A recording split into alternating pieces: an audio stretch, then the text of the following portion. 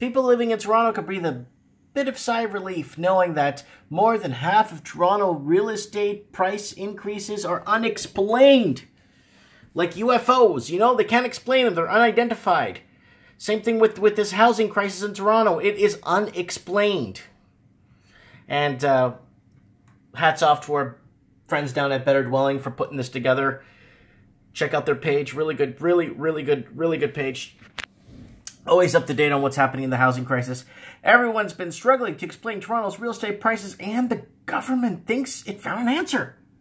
The government? Wow.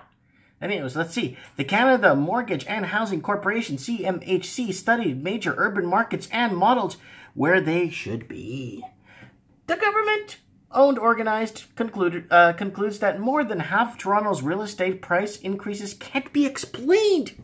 It's almost like where's the Ark of the Covenant? What did it hold? Why was it so powerful? It's like it just can't be explained.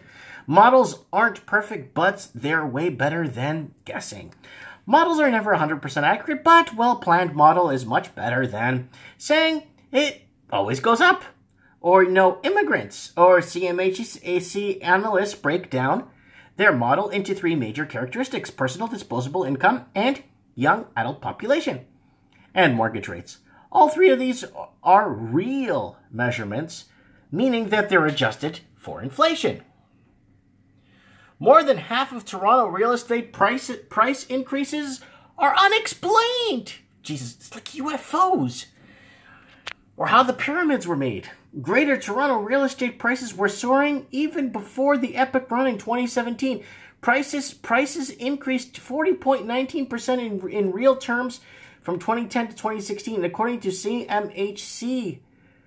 Real disposable income accounted for 5.04% of those points. Young adults population, aka population growth, accounted for 8.09 of those points. Real mortgage rates represented 3.22 points. Yes, that leaves 23.84 points to the unexplained, almost 59% of the price increase. That's before any of the gains in 2017, which reached over 30% of the point. To make that clear, CMHC believes that the compound annual growth rate should have only been 2.6% per year. The city more than doubled that during that period.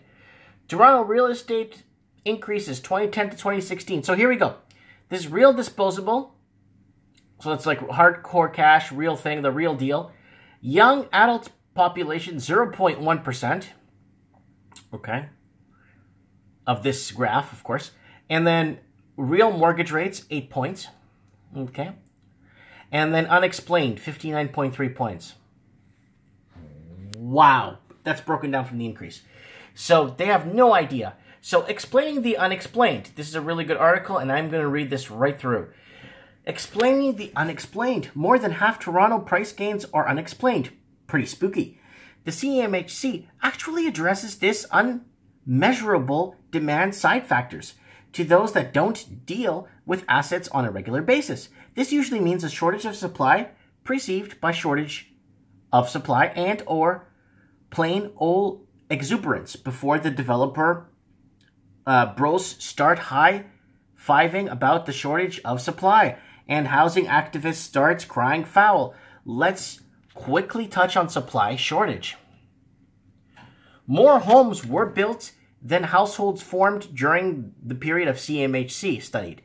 That's not a secret. Even old school economists like TD's Brian DePatro have pointed this out. A shortage of supply doesn't mean that there wasn't enough housing for the number of families in the city. It means that there wasn't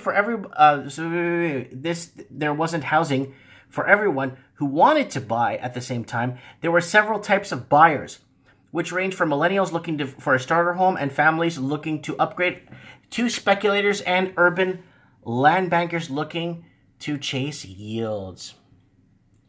Not all of these buyers are permanent demand. Speculators and yield chasers are only in the market for as long as the market accepts exuberance, which the U.S. Federal Reserve has been quietly observing in Canada.